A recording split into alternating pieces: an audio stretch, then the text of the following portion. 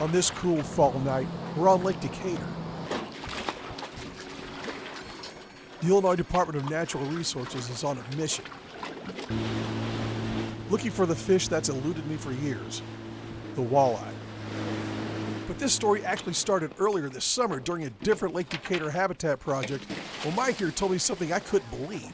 A lot of people are unfamiliar with how good of a walleye fishery Lake Decatur can be. We've been stocking Lake Decatur for over 20 years, and we started stocking 2-inch fingerlings instead of the fry that originally were getting stocked, and we're having fantastic success. Fry are walleye who have just hatched out of the eggs and they're less than a week old. Fingerlings have been raised for approximately 60 days to the 2-inch size, and at that point they start switching to feeding on fish, and that's an ideal time to stock them in the lake just after the shad have spawned, and they'll have a lot of forage here. You see, I was under the misconception that walleye needed really clear, cool water to survive it. Well, apparently that's not entirely true. A lot of people have mistaken ideas that Lake Decatur is dirty, and it's not necessarily dirty, but it's very fertile and it grows a lot of algae, which makes the water turbid. But that in turn drives the food chain and provides a lot of food, especially gizzard shad, and there must be a lot of insects out there as well that these young walleye are feeding, surviving initially, and then growing very quickly. There's fish that are 8 to 10 pounds in here. So I've been planning this little excursion for quite a while. You see, never having caught a walleye out of this lake, I was anxious to see them for myself, even if I wasn't catching them on a rod and reel. Well, in the process of electrofishing, we add electricity to the water through electrodes that are hanging in front of the boat. And when we encounter fish, of which most of them will get away from us before they'll feel the electricity and leave the area before we get there. But some won't. We'll encounter them, we stun them, and then we pick them up and put them in the tank. A lot of them are only partially stunned and will get away from us even if they do get in the electrical field. So it depends on where they're at, how bad they get stunned, how big they are. A whole wide variety of parameters affect all those things. And so we're off. Lake Decatur is a completely different world at night. You never know what you're going to see. Some initial preps were made. The electrodes had to be placed in the water. Got to plug in the power. You got to fill the tank. And it didn't take long for us to find fish. Several fish started to float to the surface, but none of them were what we were looking for right off the bat. They were stunned, but no worse for wear. But it didn't take long for us to find what we were looking for. You can see why they get that name walleye from that glow in their eye.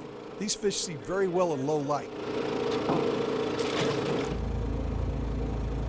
Don't worry, what looks like a wake of destruction behind the electrodes is only temporary. It doesn't kill the fish. They're good to go as soon as we turn them loose, and that's why we like to use it. It's easier on the fish than other methods that we might use to collect them. And here's a funny thing too.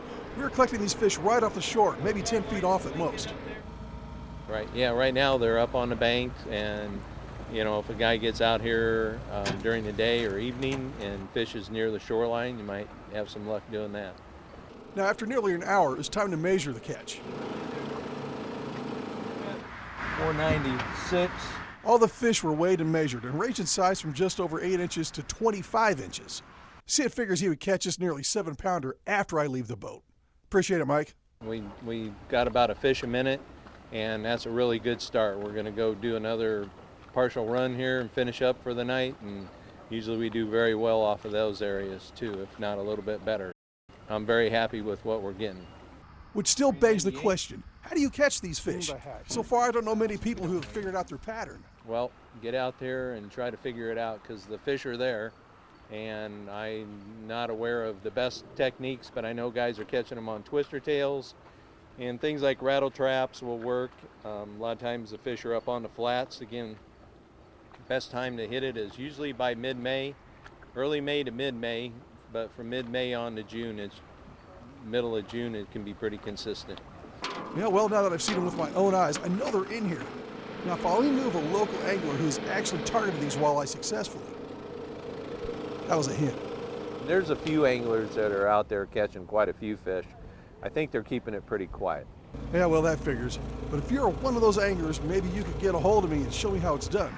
Yeah, don't worry, your secret will be safe with me and my camera.